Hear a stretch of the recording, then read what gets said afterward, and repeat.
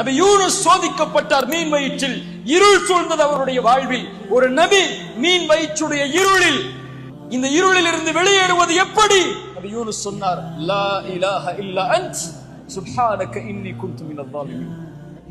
வணங்க தகுதியானவனே, உன்னை தவிர எவரும் இல்லை.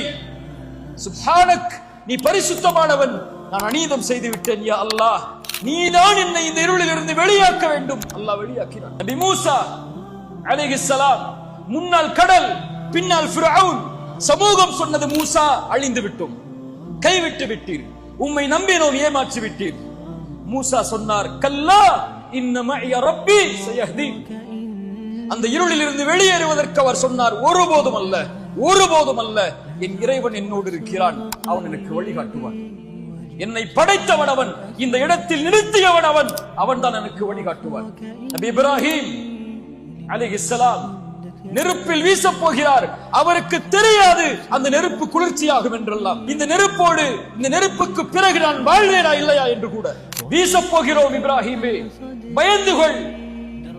ஹஸ்புனல்லாஹ், அல்லாஹ் ஒருவன் எனக்கு போதுமானவன்.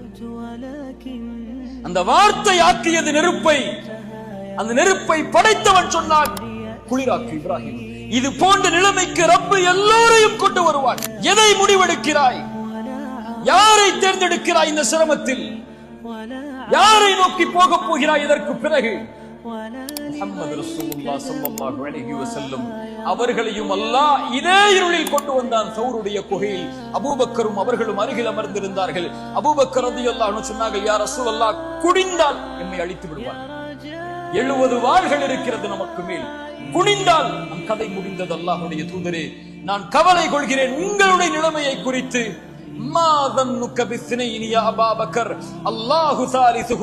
நாம் இருவர் என்றா எண்ணிக்கொண்டிருக்கிறாய் அபூபக்கரே, அல்லாஹ் மூன்றாம் அவராக நம்மோடு இருக்கிறான்.